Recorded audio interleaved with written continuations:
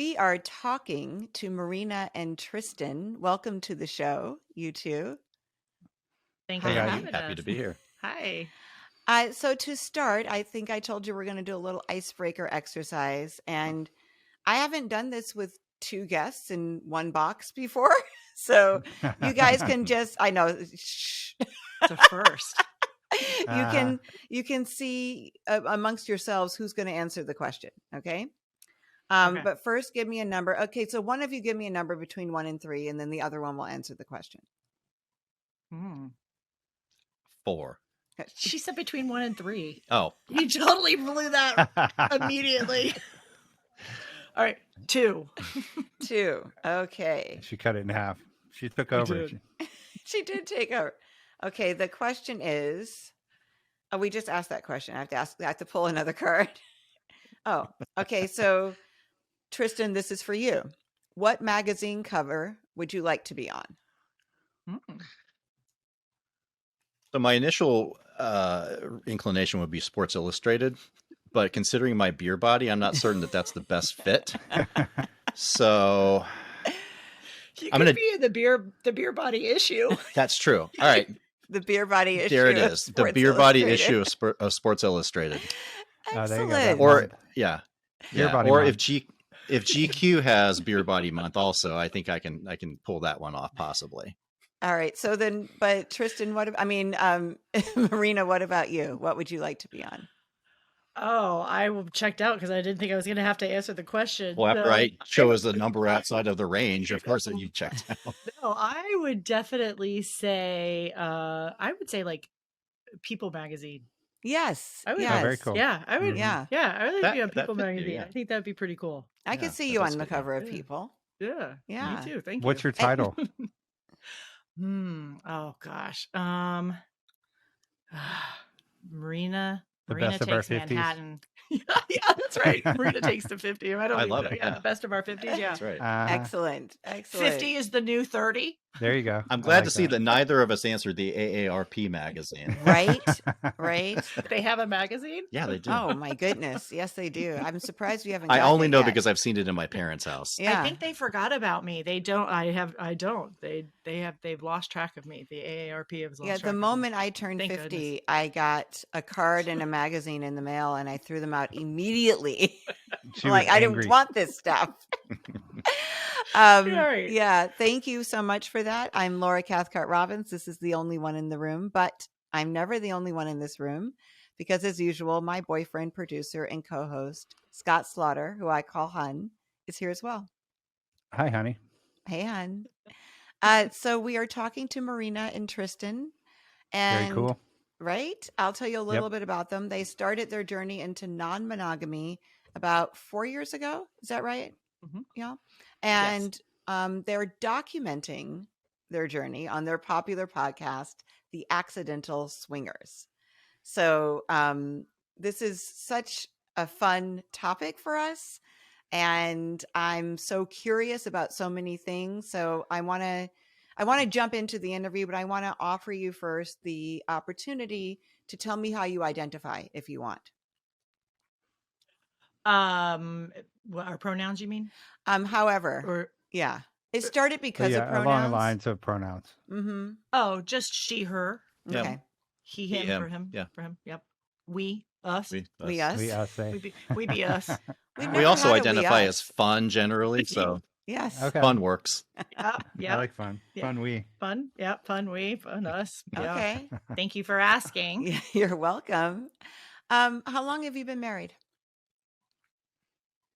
We've been together for 30 years. Our first date was 30 years ago in March, and we've been married for 27 years. Our Okay. 27th wedding anniversary was in May. Wow. Wow. Well, happy anniversary. Thank you. So Absolutely. together for 30 years, you met where? We met we met in Gainesville, Florida. I was at the University of Florida, and Tristan was working for his parents, and I met him through his parents. His mother, his stepmother, and I were actually friends. We worked together doing some volunteer stuff, and so we just met each other that way. Nice. So you were college age when you met. Mm-hmm. Yeah. Mm-hmm. Okay. So for this is a video podcast. We will have on our YouTube page. Everybody can go and see. But for people who are just listening to us, Tristan, can you describe Myrina? And Myrina, can you describe Tristan? One of the things, well, Marina is the most Physically. confident. Oh, physically. Okay. Yes. Physically, well, Yes. first of all, and this all ties in. She is very tall, and she has a presence about her, a physical presence that is amazing to me, and always has been, which is one of the things that attracted me to her in the first place. She's a little over 6 feet tall. She has beautiful, gorgeous blue eyes, beautiful dark hair, all of these like Wonder Woman characteristics that I love. Mm-hmm. She's stunning, very, That's very beautiful, and this lovely smile that you see, that at least the video yes. portion of the YouTubers can see. Yes. Yes. Oh, And you can thanks, hear babe. her smile actually when she Yes, you talks can. too.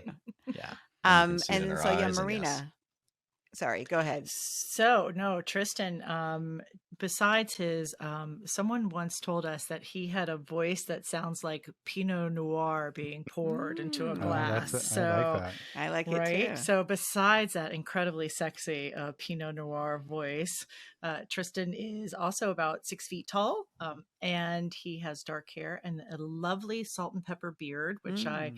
I like men that have a little bit of gray, and Tristan has not turned gray yet. He's finally getting some at his temples. Like he's been waiting for. I've been looking for it since I was 23. Whoever looks for it. I've been like hiding my gray since I've been 23, course, and he's like yeah. going, "Come on, gray!" It's taken me But 30 years to I get look just a cute. hint. Yeah, I love that distinguished look. So he's got a salt and pepper beard, and he's a fun, loving, friendly guy. His whole face lights up when he smiles. And we are not Ken and Barbie. I will tell you this, and this is important for people to know as we talk about our lifestyle and things going on. We are not Ken and Barbie. I am not petite or tiny. Tristan likes to compliment beer for his body. We call it the body that beer built. And I'm not saying something that he doesn't know because he's the No, one that I started coined it. that He phrase. started it, so it wasn't me. But I think that's important that we're just, we're in our 50s and we're dealing with all that stuff. I really like that honesty, and that leads us very nicely into my next question. So thank you for that. You've been monogamous for how many, or you were monogamous for how many years of your relationship? Would have been 26 years of our relationship. 26 years you were monogamous. Did you imagine prior that, like, as you were getting together, as you were getting married, as you were having children, that you'd end up here in ethical non-monogamy in your 50s? Not at those times that you cite, not as we were dating, not as we were getting married, not as we were having kids. From time to time over the course of our relationship, we did talk about it a little bit. Okay. Mostly not in any serious way. Mostly just kind of in a sexy way, as we're watching porn. Wouldn't that we were watching HBO Real Sex to date ourselves back to the 90s. We from time to time we would talk about how that sounds really fun, and maybe we could do that one day. But there were always obstacles, like maybe after we lose 30 or 40 pounds, and maybe the kids are out of the house or whatever. There was always something that that we put up as an impediment. So we never really talked about it in any kind of serious way. Right. But it was kind of in the background, I think, a little bit. Yeah, and early on, we did have one experience where it was kind of voyeuristic. Tell me and about that. exhibitionist. Or we had a party at our house, and one of our friends, a female friend, was kind of interested, and we had a very enthusiastic sex life, and she was spending the weekend with us and had heard us the night before and after this party, and everybody else had left, and she said the discussion came up, and it became obvious that she was interested in watching us. And so we let her. All right. And how old were you then? So we met when I was 23 and when Myrina was 25, and so that was probably, we were 25 and 27, I'm thinking. Okay, so yeah, you were maybe not even that much into it. Maybe been a year into it. Yeah. Or that. Yeah. We were babies. Yeah. Interesting. So you describe yourself as swingers, right? Is that, well, that's, I mean, that's the name of your podcast. So, and Right. Myrina, when you and I were talking, you said swingers several times, which for Mhm. me conjures up like images of the 1970s key parties. For those who aren't familiar, those were parties where people would throw their house keys or car keys, whatever, their keys in a Mhm. bowl. And then you would pick up someone's keys out of the bowl, and that's who you would go home with, not necessarily, or you, that you would get with, not necessarily the person that you came with, probably almost never. So I know that the lifestyle, that's what you call it. That's what you call it on your podcast, and that's what you called it when you and I talked. You said it strengthened your relationship with each other, which I'm really interested in. But I'm unclear if the lifestyle includes seeking relationships outside of your marriage, or is it just sex and fun?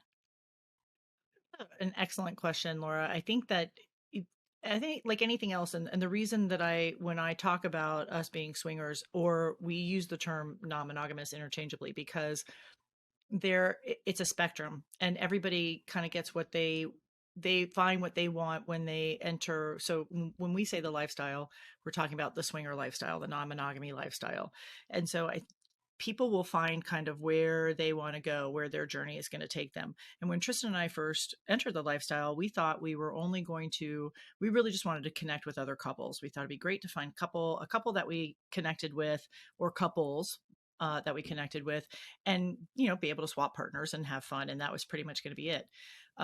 Then that changed into, we decided to invite single men into our dynamic. So we would have a male, female, male, and MFM get-togethers or things like that. And so what happened for us is that everything that we ever thought was going to happen, and this is a lot of what we talk about in our podcast, if the more we tried to say this is how it's going to be, the worse it ended up. It was never like we screwed it up. We couldn't just, it didn't happen the right way. And so people are on a spectrum of on every side of that. So came in, for us, it was really only going to be about sex and having sex with other folks, and meeting nice people. And let me tell you, swingers are some of the nicest people ever. People in the lifestyle are just amazing, and you have just amazing conversations with them, even if you're not having sex with them. But they're just amazing people. We found so many friends. But some people get into it and that's all they want to do. They just want to have sex and they go home with their partner, and that's it.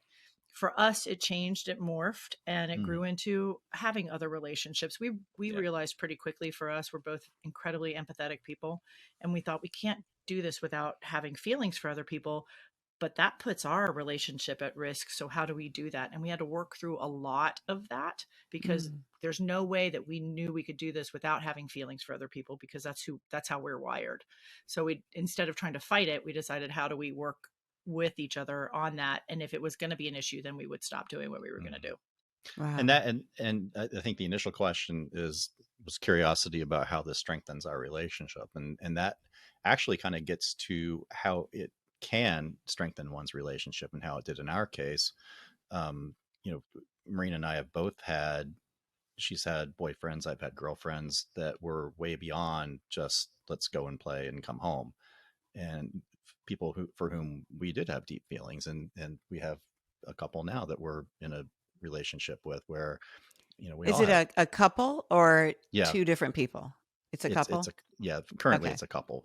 In the past it was two different people. Right. And the you know the dynamic that create to my mind that creates the that enhances the relationship is, uh, in order to allow for us to allow each other to have that freedom requires a tremendous amount of trust, obviously.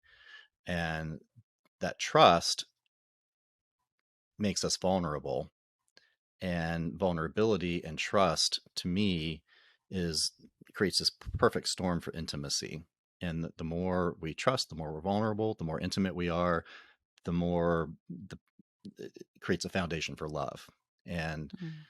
enhancing our love and our relationship. And I would go off and be with my girlfriend, Rena would go off and be with her boyfriend, we'd come home sometimes the next day, and we would talk to each other and talk about, well, how did it go, and was there anything that bothered you, and how is this with us? And that communication within the context of all of this, of what was going on, was just another, another more fuel for enhancing our relationship. And so it's kind of all of these things together, for us at least, Yeah. it has been incredibly impactful on our relationship. And we both feel like we had a great relationship to begin with, but we were just, it was like, we've been together for 26 years relationship. It was fine and fun, but we were kind of in a, I'm not going to say a rut, Yeah. but we were in a pattern.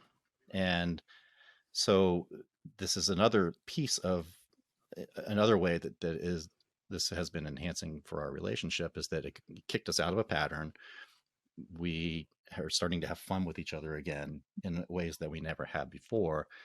So all of these things together kind of have created this perfect storm for us of, wow, we're having a great time and our relationship is so much better now. Hmm.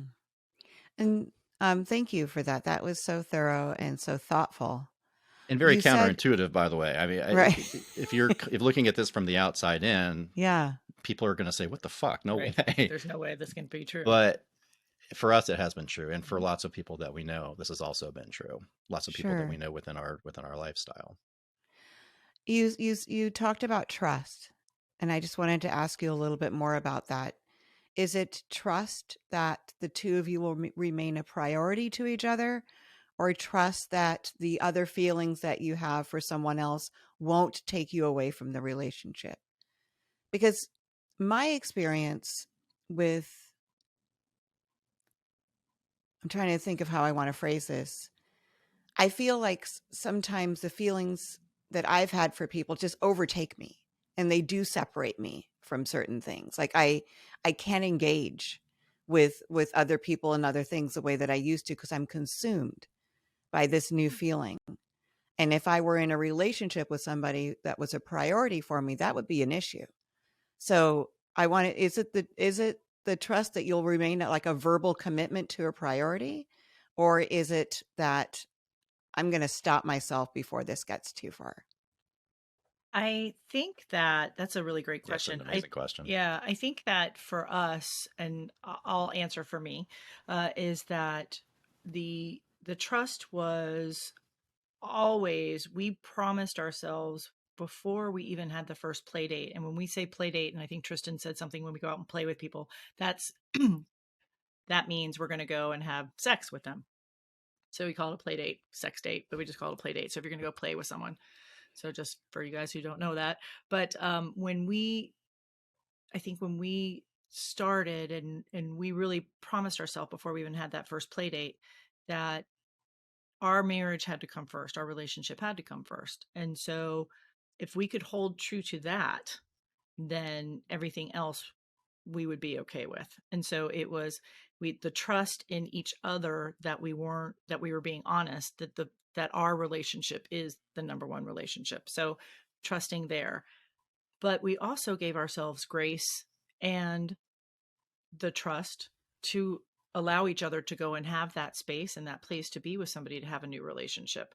And so all of those things, Laura, that you said, that energy, that new relationship energy, that excitement that you're with when you're with someone who you're learning all about them. I'll talk about it a lot of times. When Tristan first started dating the first girlfriend that was his girlfriend, it was challenging for me, but it was so wonderful to see him get to have this new relationship with someone who really found him fascinating. I've been with him for a long time. He is this fascinating guy, but it's hard to be like, yay, you're home from work and woohoo, and how was your day? Blah, let me tell you about my day, whatever. I've heard all your stories because I was there for half of them, that kind of thing. But watching her interact with him and be just mesmerized, and um, he, she the feelings that she had for him. And so it was wonderful because it's such a self-confidence boost. You feel so amazing when someone is so excited by you. And to watch him go through that was just, it's an amazing process. It's a gift, that it's the best gift that I can give. I also feel incredibly confident that nothing will happen between us. I think that if our relationship was different, and if I was ever worried that this could put a crack in it, I think that that this would be different for us, Mhm. but we had that foundation of being together for so long and working through, we worked through our issues already. We kind of hit that point in our marriage where we're growing apart. What do we want to do here? Do we want to stay together? What is this going to look like? And this was years ago, but I think we all hit that point somewhere. When you're young, you marry someone that excites you and pulls you in, and then if you don't grow together and change, that can sometimes get not okay. You have different paths. People get divorced. So I always tell people we get to go through this revival, this renewal period of finding new people and meeting new people and loving new people, but we get to do it together because we didn't have to go through any of that trauma part behind it. Right. So there's a lot of trust, and there's a lot of touching base, and there's a lot of, we've learned how to also kind of internally check in on ourselves to say, is this my issue or is this his issue? And maybe I need to process it a little bit more before I come out blasting about XYZ that you did wrong or that's irritated me. Because if it's my issue, then what I need to say is, hey, by the way, I don't feel good when XYZ happens. So can we talk about that so that just doesn't happen again, instead of just coming out at somebody? We've really learned how to kind of internalize and do a lot of self-checking for ourselves as well. And that's part of all of our communication, all this process that's happened. Yeah. Tristan, did you have anything to add to that? No, I think that was beautifully stated. It was. Yeah. Yeah. And it's all, and that's all part of just the enhanced communication. And and when Myrina met her first boyfriend, I had the same concerns and the same issues. And as we talked it through, I came out on the same side, which was, isn't this amazing that she gets to experience this? And it was us reassuring each other that we're not going anywhere. And I think we just inherently have known that from the beginning, that, I don't want to be with anybody else for the rest of my life other than Myrina. But, but I do, I have had deep loving relationships with other women, and she has had deep loving relationships with other men, including now, that we each have a deep loving relationship with, with other parts of another couple. And so, but it feeds, we tell our kids, you can't have too much love in your life. And it's true, we really can't. And so we're very fortunate that we're able to experience that. Now, this is a different part of non-monogamy than just swinging. And so, we've gone a little deeper, and so, but it's been great for us, and it's the path that we feel like we've been, that we're meant to be on. And we've just kind of followed along where, we've started out with, as Myrina mentioned, we started out thinking it was going to be one way. Then we experimented with other things. Then we moved on to other things. And I call it, a sexual buffet, that basically we're open to pretty much anything, and we get to experience it all. And sometimes we want to do, XYZ. Sometimes we want to do ABC. We're just open to pretty much any experience. And that openness has allowed us to not only grow individually and as a couple, but just to, be able to experience and find new things that, if we had said we're only going to do this, well, then we wouldn't be where we are now, and we wouldn't be experiencing the things that we are now. And we would not have experienced the interpersonal growth that we've experienced over the last 4 years, just because we're open. Right. Yeah. Literally. Yeah. Open. So when I think of polyamory, I think about young people. I think it's just, in my experience with the people that have come out as poly, they've been in their 20s or early 30s. And so I'm wondering, for you, how was it coming out to your kids, to your families? I know you mentioned was it your stepmother, Myrina, that you worked with when... That was my stepmother. When you first met. Oh, yeah. Yeah.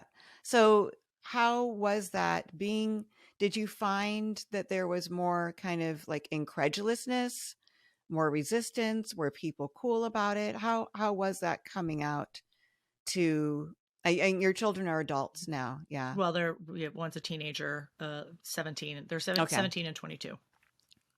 So, Okay. Okay. Yeah. So tell me about that process. So the first thing I would say is that so when you're stated the word polyamory, and we are polyamorous, which is different than swinging. So just to let you know, we are also still actively open. So we still swing.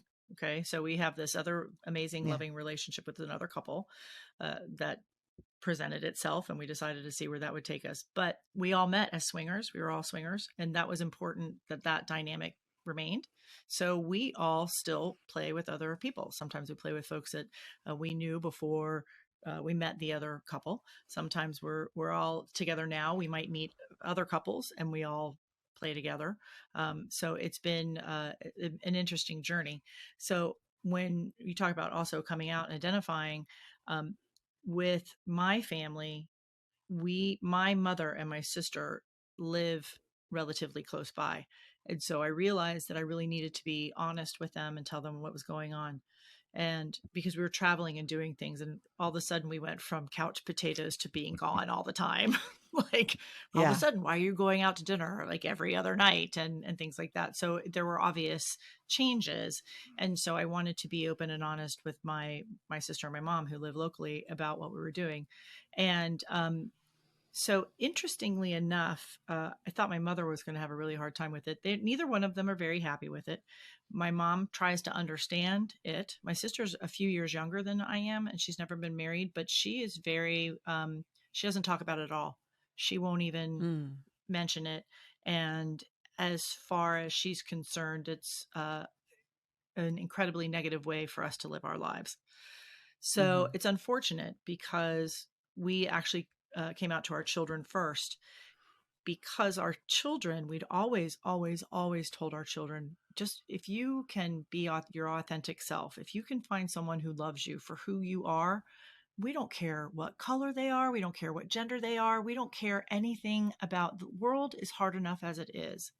If you find someone that loves you for who you are, that is an ace in the hole. Hold on to that person. And if you love them, that's just an amazing relationship. We've talked about that forever. That's how they grew up. And we have gay and lesbian friends, and just, it's never been an issue. It's just not an issue.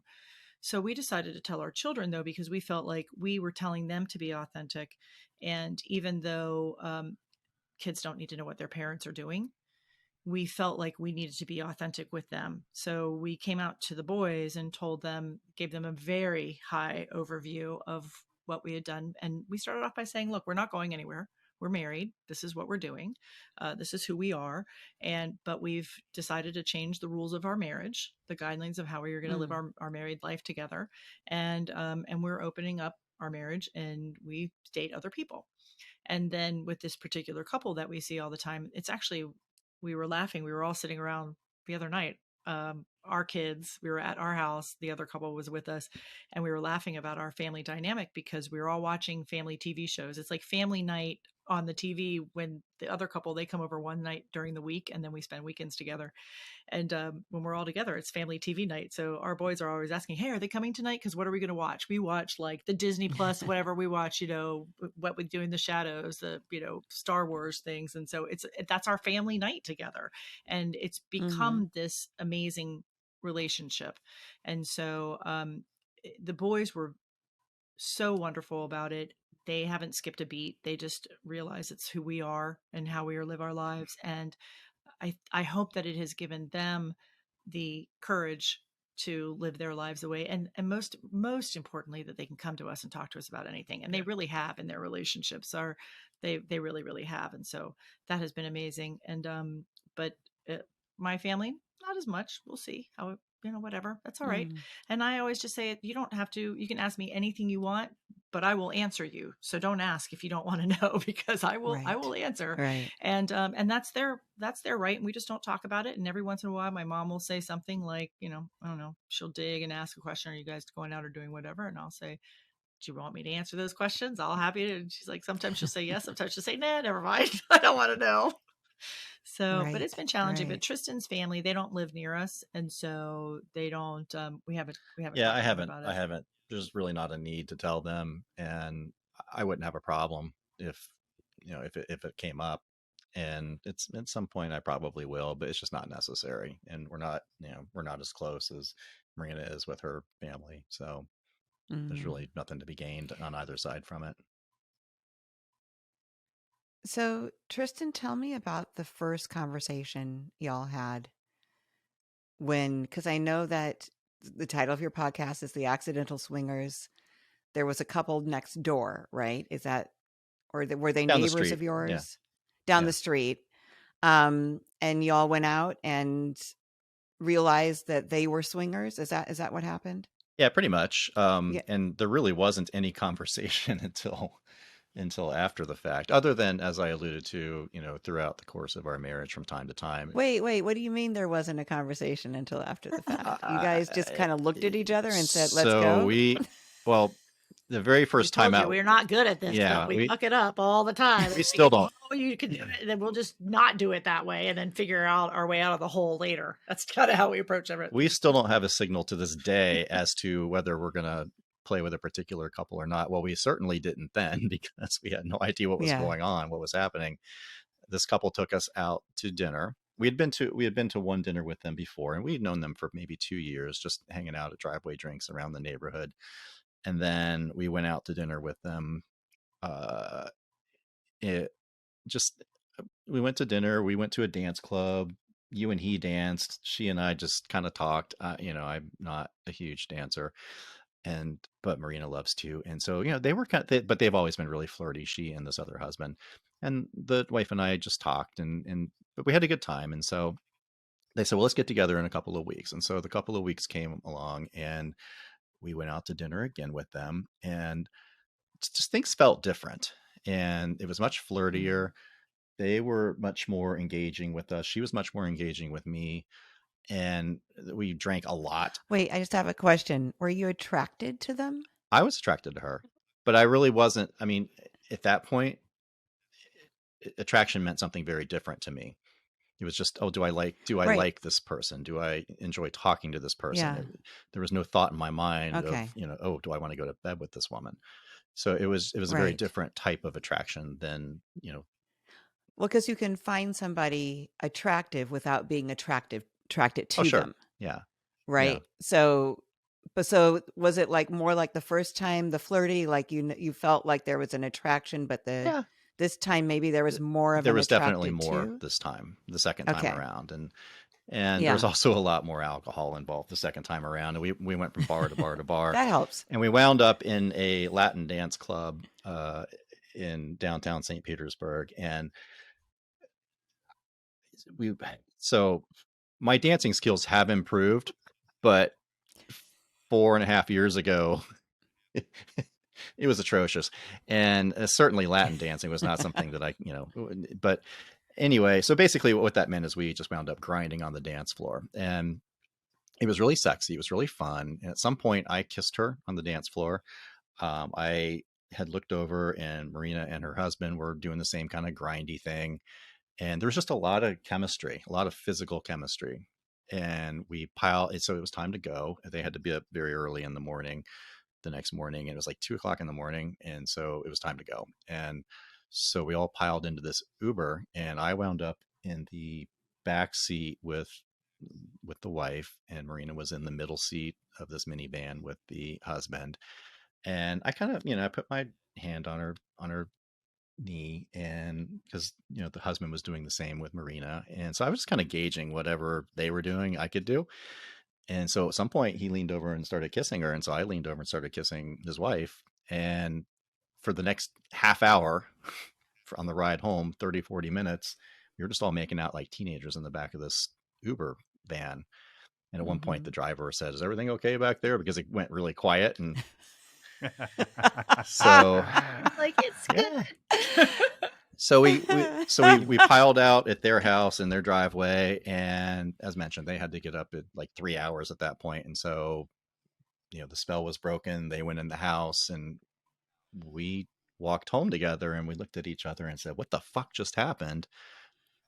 And Myrina said, "Do you think that they're swingers?" And we both said, "No, there's no way, because this can't be." We had no idea what swingers were or looked like, or But they were not that them. was, They were yeah, not they were them. not This it. is like not, you know, Yeah, whatever everybody else thinks, you know, swingers look like, yeah. because that we didn't know either. We're like, there's no way. But that was the Right. first conversation, was what the fuck had just happened. Yeah. It wasn't this, oh, we should plan our entry into the lifestyle very cautiously and set out all these rules and figure out what to do and what. Right. None of that. No. It just, now the next piece of it, there was more contemplation, because we liked what had happened. We realized, ooh, they kind of, flipped a switch for us. That was a lot of fun. Let's do that again, which is exactly how it was phrased to this couple, over the ensuing weekend. That was a lot of fun. Let's do this again. So that's when there was an actual play date that was set. And so that was Right. 3 weeks since. And so in that intervening time, that's when we started really talking, and we started listening to podcasts, and we started researching, because that's kind of how we're both wired. We like to, learn as much as we can about something that we're into. And we realized real quickly, oh, we're into this. This is a lot of fun, even before it actually happened, for real. Interesting. Yeah. I mean, I love that you like got excited about it, Yeah. literally, and then went back and did Mhm. research. And it's like, okay, what are the pitfalls? What's the best way to do this? What's available, right? Right. What's the variety that's Yeah. available And to us? I will tell you, and it's part of the reason that we started our podcast, because we found a lot of amazing, wonderful information. And it's one of the things that we will tell people to do if they're interested in getting into the swinger lifestyle. Find podcasts, find people that you resonate with, that resonates with you. We found a particular podcast where the couple was similar in age, a little bit older than we were, but they'd been married forever. They were probably, I think they were each other's first or something. They talk about it in their podcast, and kids were grown and moved out of the house, and they were kind of having their second chapter. And it was like, wow, this resonated for us. But what they didn't talk about as much was, like, for us, we really do screw things up pretty, like, you don't start swinging without knowing that you're talking to swingers, but we did, I mean, it was like, that's kind of it. And everything that we said, well, we're never going to do XYZ, and then, like, we're never going to do we're never not going to play together in the same room. That means, you're all together, you're all four together in a bed or whatever, or in a hotel room. And we said we would never ever do that. Whatever's going to happen, we will never not play in the same room. And we were about, I don't know, a couple months into the whole process, and accidentally we got split up, and we ended up in separate rooms. And it was like, well, that actually wasn't too terrible. And so, but we screwed it up, and we were terrified that we were going to make each other angry. And so that's a lot of what our podcast is about, because there was nobody that talked about, when you fuck it up, what do you do, and how do you help each other through Right. that? So when in our podcast, you'll hear us talk about all these stories, but and we talk, and you hear a lot about what we actually go through, because we chronicled it with our audio recordings, but we talk about the underlying stuff that happens too. Like, we made mistakes. Yeah. We how we grew overstepped our from own it. boundaries. Sometimes he overstepped his boundary, I would overstep my boundary by accident, never meant to hurt each other. And that's you talk about trust, Laura. You have to have trust that the person is not doing something that's on purpose to hurt you. And we know that he's not going to do something that's purposely, like, well, I'm going to go and have sex with this person as a revenge or something like that. That just doesn't make sense. Right. So we knew if anything happened, it was going to be something that wasn't meant to be painful on purpose. But we talk about all of those things, and that's part of what the podcast, for us, we couldn't find one like that. So that's why we started our podcast. Right. But we have to tell folks all the time, if you're looking into getting the lifestyle, listen to the different podcasts and do your research. And it was like the hottest 3 weeks. We would listen to podcasts at night before we go to bed. We'd turn it on, and it would take us 3 hours to get through a 45-minute podcast, because I would stop and go, really? Is that really true? Does that really happen? Do you really feel that way? Does it, and I just wanted to know everything. I wanted, like, when you see boobs, what happens? Like, does that excite? Like, what do you think that would ever be if you ever saw me with a man? Would that be okay? Like, so we had these full-blown conversation about it, and then we usually haven't ended up having sex, because we were so turned on about our conversations about what could possibly happen. It was, and we'll tell folks, sometimes that's all you even need, is just talking about the fantasy of having something new and different like that. It was a real turn on for us. It was really exciting. Absolutely. Yeah. That's a nice pro tip there. I like that. Just the listening, kind of a voyeurism, but without someone being right in front of you, right? Just to to drop in on other people's stories and Mm. sex lives, and that makes your relationship And we hear even that all the hotter. time from our listeners, and we get messages every day, and a lot of the times that's exactly what they say, is that we love living vicariously through you guys. And sometimes that Yeah, actually a lot of your Yeah. reviews say that. I read a lot of the reviews on your podcast, and there's a similar thread in Yeah. there that thank God you said this. Thank goodness that, you're talking about this, because I wouldn't be brave enough, or or this is exactly what I needed Right. to hear. I was impressed with your reviews because it doesn't sound like anybody that you know personally wrote them. They all seem like To they're our people, knowledge, they haven't. like Yeah. a lot of our reviews are our I friends. appreciate it. No, but because nobody knows. Our friends don't know. Yeah, There's that's true. nobody that right, knows. right. Yeah. That's right. So nobody could know. Mhm. Oh, that's So really interesting. The only people that know, like I would joke about this all the time. We were together with the other couple when we actually got the podcast started. We've been talking about it for a while, and they kind of helped us. And so we had 2 followers on Instagram. It was them. I made them create accounts and follow us, and that was it. Mhm. That was it. We didn't tell anybody. Yeah. And actually, we didn't even show our faces for the first year. Like, Yeah. because we were like, first of all, no one's going to listen to the podcast anyways. And if we can help one couple, our goal was to help one couple, like learn that you can really do this the wrong way and it can still be okay if you're, if you're good with your communication. And then what turned into, us, the whole story and our whole rediscovery of our own sex and sexuality, we realized, wow, there's a lot here that other people might really get, but we didn't start it off thinking this was going to be something that really we were happy if somebody got some information from it that was going to be helpful for them. So nobody else knows about this podcast. They might stumble across it somewhere on YouTube or something, but yeah. So yeah, they are written by real people. Why did you decide? Right. Why did you decide to use your real images? So we started our podcast in late March, early April of 2020. And it wasn't until June of 2021 that we actually put our pictures on Instagram. I think that maybe in May or April of 2021, we put a picture of us after we had gotten our first COVID vaccination, but we had our sunglasses on and we were incognito. Yeah. But so I think we just kind of figured it was time, and we did talk about it obviously, but we just kind of realized, you know what? Yeah, it's time. And part of it, at the beginning, it was all about anonymity and protecting ourselves and our children. And we're professionals, and we just, Myrina and Tristan are not our real names, which I don't think anybody thinks that they would be, but that is who we are. And so it doesn't put up a facade for us, but we wanted to have a tiny bit of separation. And we felt like if no one was going to listen anyways, then, if we were just going to start a podcast in a couple of years, it had run its course. That was going to be totally fine.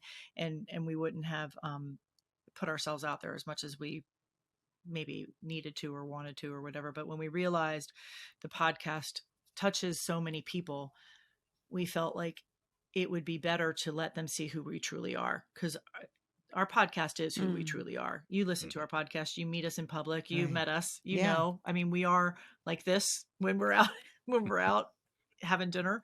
So we wanted people to be able to put a face to the voice so that they could truly see that we weren't full of shit. We're not Ken and Barbie. It's important to be able to see what we look like, I think. And we just weren't really sure that anybody needed to know that at the beginning. But then we realized folks who want a relationship with us, they need to be able to see that, and they need to be able to, then I think it added even more trust and confidence in what we were saying, to be able to see, oh my God, that's them. They're right. They do just look like regular folks. I really agree. I think it's really cool that your actual pictures are there on your Instagram, and I don't see anything wrong with keeping a buffer between your private life and the public, but also still offering this really generous visual for, if you think you're this and this, we thought that too, or we thought we were too whatever, and here we are. Yeah. Saggy boobs. No one, no one's gonna want to have sex with this woman. I was wrong. There's a lot of people that want to have sex. Yes, there are. Yeah. Yeah. So, which I can also see. I have just a couple more minutes, so I want to ask you 2 more questions. Both of you said a lot of like XYZ. We want to do X, Y, and Z. I want to know what those letters represent. Like, are you talking about BDSM? Are you talking about kink? Are you talking about, and I want to know like who likes what? Like, how do you decide, oh, if Tristan really likes kink, then I'm going to go along with it, or I'm going to let him find somebody who enjoys it? Like, how does that part work? Very Those are great long questions. answered questions. We'll answer quickly. I'll answer for my part. XYZ is really could be anything, Yeah. and it can be kink, and it can be BDSM, and we are actually we actually now teach a lot about kink and BDSM and the swinger lifestyle. Now, originally, when Tristan and I first entered the lifestyle, that was the only thing that we were never going to do. We're like, we're super open and we're super interested in learning about everything except kink and No BDSM. BDSM. That's our hard no. And then we accidentally Mm. screwed that up and met someone that that we felt like, if we're going to learn, because we like to learn this, when the student is ready, the teacher will appear. This single Appears, guy yes. appeared, and I credit him all the time with the fact, if it had not been him, I don't know that we would have been introduced to kink the way that we wouldn't have, and I don't know that we would have taken to it the way that we started to take to it. So now we actually do explore some of those areas. And so when I say XYZ, though, because I don't want to categorize or force myself into a box, and neither one of us like to do that. Mm-hmm. So what we've Yes. learned is that we do have differences, and if Tristan, part of our gift to each other is that we've learned how to talk to each other, which can be incredibly challenging. We talk about this in our kink classes.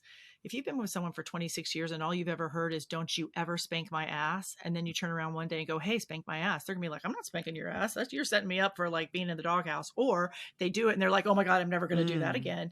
And how do you talk to your partner about the fact that you might want to explore some of those things now, especially when you've been with someone for such a long time and had thought that none of this would ever be interesting to you at all?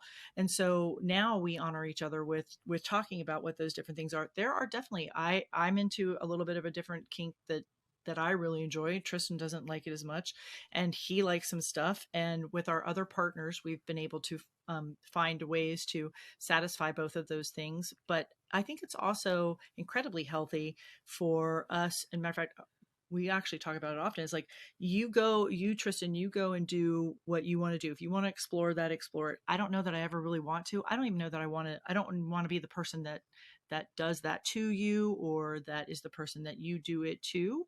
But if you can find someone that is, I'm totally fine with that. And maybe I'll change my mind, or let's talk about it. So we've really opened ourselves up to, let's talk about what that means for you. Let's talk about what that means for me. And then we check in with each other often about, and sometimes there is stuff that he does not like that I actually really enjoy. And we're working through that now, even still, about like, well, but that's not, that's okay that you don't have to like it. You just have to know, trust me, that I'm not doing something to hurt myself or to hurt someone else. And so we just are checking in with each other all the time about those things. Which is, again, it's that communication, which again goes back to enhancing our relationship via really difficult communication. And it's that, and becoming vulnerable and fostering trust and intimacy. Mm-hmm. And I think now we've kind of come to a point where we will still say, that looks interesting, but I'm not really sure I would want to do that. Or, oh, I think I would like to try this, but I'm not really ready to explore that yet, or something. And we're much faster now, I think, to identify these types of things and then know that it's on the table for discussion at some point in time. It doesn't have to be now, it doesn't have whatever, but just like, that would be maybe interesting. Mm-hmm. Whereas before you would never say anything like that, because God forbid you would think that it would be interesting to have someone, like I said, smack you on the ass. But now that's okay. Right. Yes. Mm-hmm. You evolve. Yeah. So, Tristan, I'm going to ask Myrina for the top 3 do's of swinging, and I want you to give me the top 3 don'ts. Are you starting with me? Whichever one of you has it on the top of your I'll head. say, let's start with the do's. You want to start with the do's? Do talk to each other a lot. That is the biggest thing. That is the foundation, the core of everything that we ever talk about. So talk to your partner about whatever it is that's going on. The other thing is, if you can, in that same vein, do set up a safe place and a safe space to be able to talk to your partner about the things that you want to try and do. Do find a tribe, find people that you connect with, that you can talk to. This is a very isolating thing, and I think that's why our podcast actually probably does really well, because we're honest and open and authentic and tell it like it is. And so you can reach out to, we have a small paid private community, but a lot of the podcasters have groups, and as do we.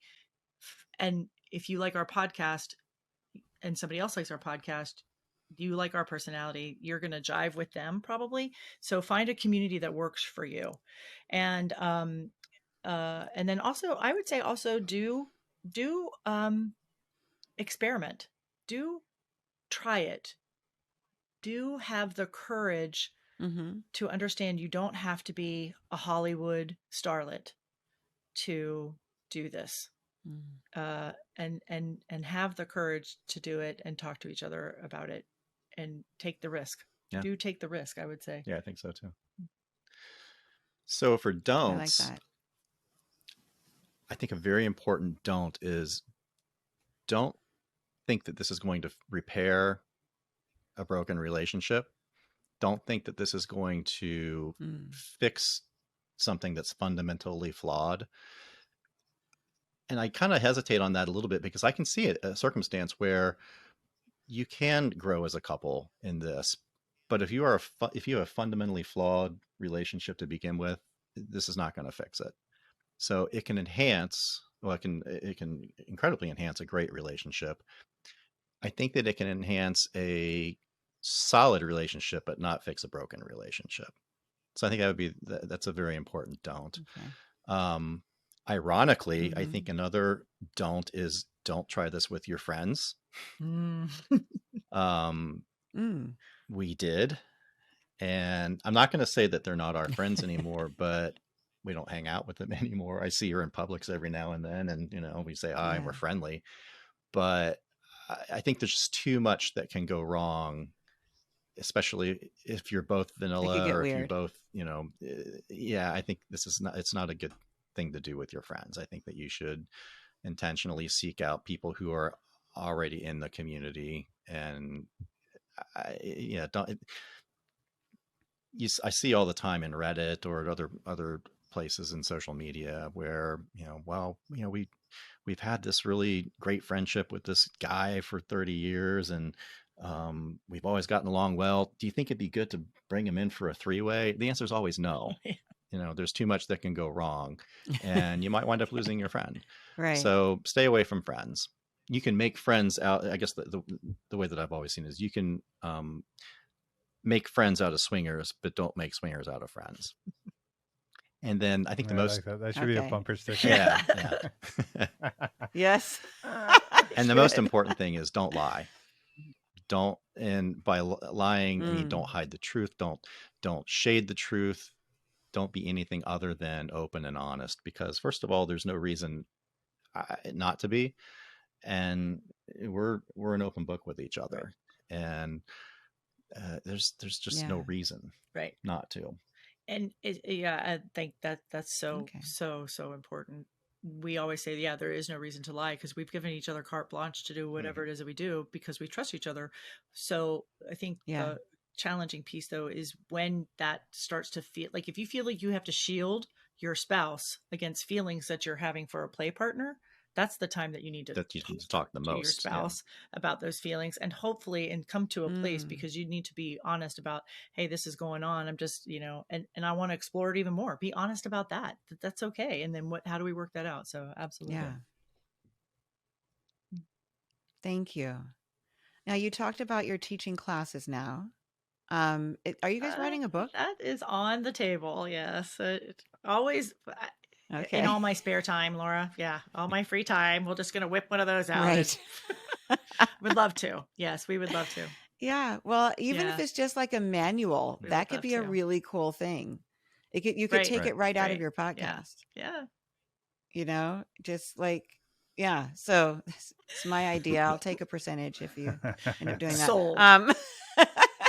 And then what else is next for you? We are starting so our podcast lives, it's our journey through our swinging adventures. Yes. The podcast itself, we've met so many amazing people and we get to talk to so many amazing people, but our podcast, the way that the format is, it doesn't really lend itself well to that, but we feel like there's a lot of information that other folks could really get value from. So we've decided to start a second project, which we'll be starting this fall. We'll be doing, the idea is to do a weekly live broadcast that will be live streamed, and then it'll be packaged as Nice. a vidcast and a podcast. But it's going to be more interviews and it's going to be more talking to people and bringing in some experts and things. So it might be talking to, let's say, a men's health expert about some of the things that men in this, what do they do about ED? What do they do about performance anxiety issues? What do they do about things like that? Women of our age, that you start getting into, your middle-aged years and you start having a lot of sex all of a sudden where you weren't used to that, or things are changing, you're using condoms and things that you didn't have to do before. Your body changes. So there's a lot of issues that come along with women's health in this particular lifestyle as well. So we really wanted to bring folks in to talk about those things. And it just didn't work in our podcast. So we're going to be starting that this fall. And we don't even have an official name for it yet. I just keep calling it the live show. But we're working on that. And then, as you said, we do education. We actually teach, we have a group with the other couple that we're in conjunction with, our cohorts, our partners in crime. We call it Swinky Life, and it's a swing and kink. So it's kind of bridging the gap between the swinger community and the kink community.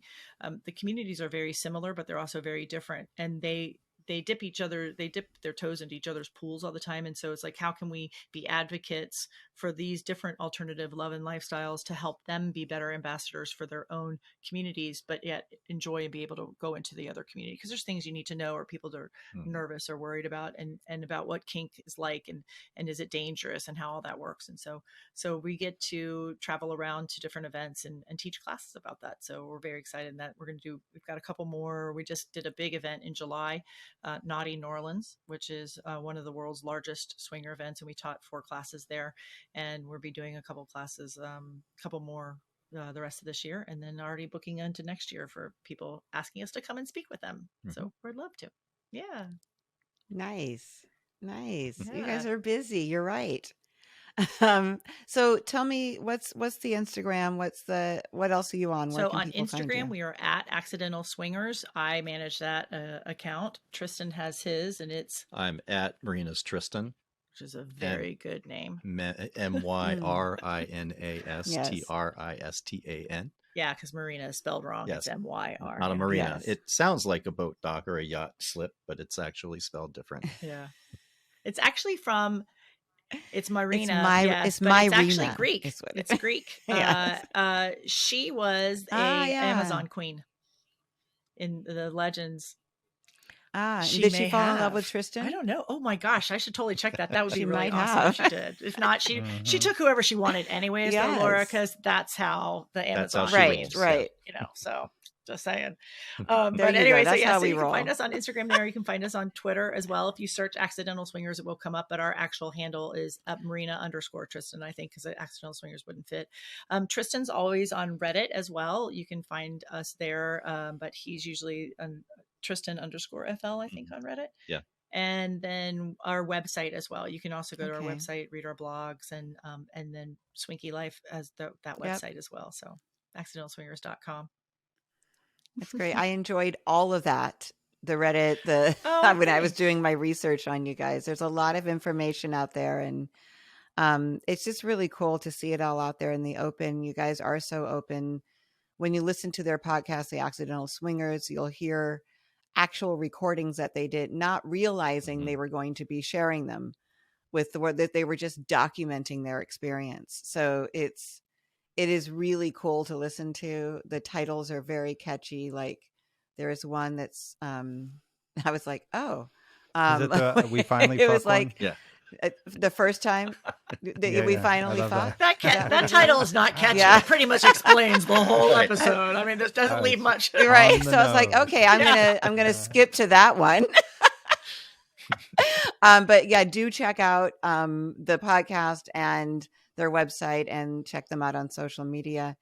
Myrina and Tristan, Thanks, thank you guys. so much Thank you. for coming on and being so open and candid and sharing your lifestyle with us, and hopefully giving people a better understanding of what it is you do, and if they're interested in it, how they can start their Absolutely. process. And people can So, reach out to us anytime. We always say we actually read all of our emails, answer all of our emails. If you have questions about anything, let us know. The best thing you can do if you're interested in this lifestyle is to find other podcasts. It may not be ours. That's totally fine. Just find one that rings true for you, because that's what's going to help you the most if you're interested in stuff like this. So there's a whole world out there. it's great.